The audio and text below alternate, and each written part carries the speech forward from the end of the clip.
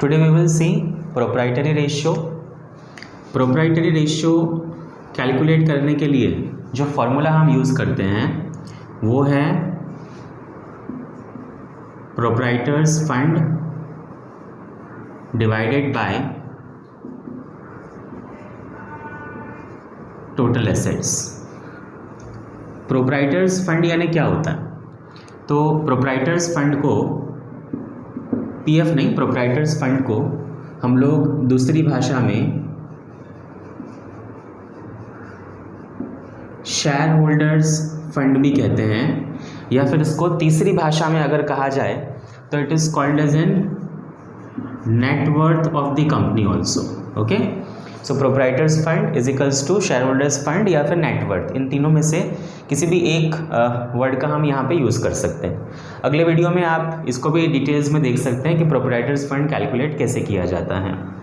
दूसरी बात रही यहाँ पे टोटल एसेट्स की। तो टोटल एसेट्स यानी आप सभी को पता है कि टोटल एसेट्स अगर हमें कैलकुलेट करना हो तो non current assets plus current assets, अगर इन दोनों को प्लस कर दिया जाए तो हमारे पास में किसकी वैल्यू आ जाएगी? टोटल एसेट्स की वैल्यू आ जाएगी।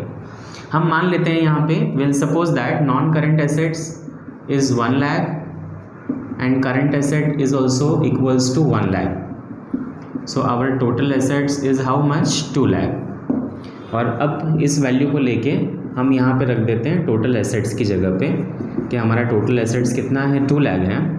और प्रोप्राइटर्स फंड यहाँ पे हम कंसीडर करते हैं कि हमारा प्रोप्राइटर्स फंड क्या है? 4 लाख हैं। एक सपोज्ड वैल्यू हम ले लेते हैं। तो यहाँ पे आप देखेंगे हमारा प्रोप्राइटर्स रेशियो कितना आ रहा है? 2:1। इसका मतलब क्या हुआ कि हमारा जो एसेट्स हैं उनको ख़रीदने में आधा हिस्सा यानी कि 50% हिस्सा किसका यूज़ हुआ है? प्रोप्राइटर्स का यूज़ हुआ है, ओनर्स का यूज़ हुआ है। ये रेशियो एक बैलेंस रेशियो है। आपको ये समझने की ज़रूरत है, अगर ये इससे नीचे जाएगा तो प्रोप्राइटर्स फंड कम यूज़ हुआ माना जाएगा और लोन और एडवांसेस ज़्यादा यूज़ हुए माने जाएंगे, जो कंपनी के लिए अच्छा नहीं माना जाता है। So in this way proprietors ratio ये बताता है कि कंपनी की जो फिनेंशियल साउंडनेस है वो कितनी बढ़िया है या फिर कितनी स्ट्रॉन्ग है। Thank you so much.